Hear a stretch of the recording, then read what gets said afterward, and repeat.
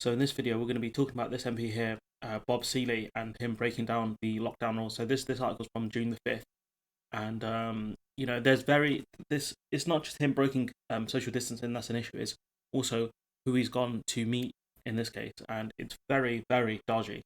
So the Tory MP spearheading efforts to promote COVID-19 contact tracing app trial on the Isle of Wight, which we know has failed because the government have had to U-turn on this. Appears to have broken down rules at a barbecue, also attended by the chairman of the Brexit Party and political journalist, The Guardian has learned. And so what's happening here is, him going to meet journalists in person at a barbecue in a very casual manner. And this should not be happening. If you're a quote-unquote journalist, you should not be meeting people for, a get-together like this. It's unless you're doing this to get a very specific scoop and you're hoping that the MP, gives you more information than they should have done by, giving them a lax setting. This is embarrassing. You're a so-called journalist. You're not meant to be friends with these people. You're meant to hold them accountable. That's what your job is. So Bob Seeley went to the evening gathered by a gathering hosted by Spectator magazine's deputy editor Freddie Gray in the village of Seaview on the island last month. Richard Tice, the Brexit chairman, was there, and his partner, political journalist Isabel Oakeshott, was there. And so these people, they're all friendly with each other because they're not really against each other. They're I don't want to say boys, but they're mates in the end. That's all they are. So when they do stories about each other, they're not going to do. It's very hard to do an aggressive story against someone. When you're friends with them, it's difficult, and that's why you shouldn't make friends with politicians. If you're a journalist, you shouldn't do it. Bob Seeley went to the evening hosted by. Okay, we covered that bit.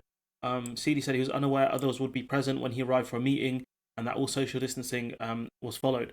And so basically, you got played then by these people. If you're saying we didn't expect so many people to be there, even do you know what I mean? Like this excuse is laughable. At the time, there was strict guidance against groups from different households mixing, or people visiting and entering another person's home, with the health secretary stipulating that included gardens. So he broke, social distancing rules. Seeley, who had been a strong advocate of the government's coronavirus app being trialled on the island, attended the barbecue with his partner. So not only did he go there, he went there with his wife. So if this was a serious political meeting, why would your wife go with you? It don't make sense. He pushed to stay at home.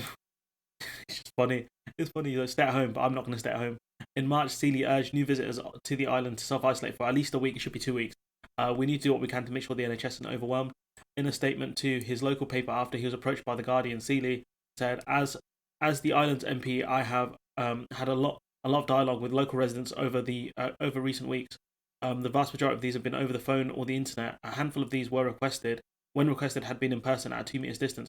Richard Tice, I don't think lives on the Isle of Wight. I don't think Isabel Oakeshott lives there too, or the other people that were there. So I don't know why you're trying to use this as a defense. So he's talking about, I was there 2 weeks ago undertaking constituency work. Whilst I was there, I agreed to meet someone who wanted to discuss the app. He is a journalist and an acquaintance. When I arrived, I saw a couple other people who I was not expecting. I thought about leaving, but perhaps felt I was overreacting. So not only did you apparently not know these people were there, you didn't leave. You should have left. You should have told your friend that this was not what we agreed upon, so we can have our interview over there and I'm going to bounce. Or you stay there and look like an idiot. Because I apologise because I'm balanced. I called this wrong. It would have been better to have spoken to the person without any others nearby. Bruv, you could have spoken to him over WhatsApp. Like, it's so stupid. He added, at a sensible distance, he walked in the garden and the others left 15 minutes later. I stayed to talk with this person, Gray, for a further 20 minutes or so. I then left. I didn't go inside any building, nor did I have a drink, as it was normal working hours. My girlfriend was with me. So, why did you do this? And what specifically did you talk about? What specifically did you talk about with this journalist? In the interest of being transparent, I'm happy to confirm that as the island's MP, I have had a very small number of other face-to-face conversations, again at social distance, over recent weeks, with other people on the Isle of Wight, such as council, media, and public health representatives when requested. So, overall, we can see that this MP is very embarrassing. You've got mention of Cummings. And here you got Isabel Oakeshott, who is Tice's wife or girlfriend or something. As for the comment about his attendance at the gathering, he explained the purpose of the visit. Tice said, I have followed the Prime Minister's advice to wash my hands. So asked for a comment about his attendance and what the purpose was, he goes, I have followed social distancing. I followed the Prime Minister's advice to wash my hands, stay alert, maintain social distancing, and test my eyesight when appropriate. Like, what?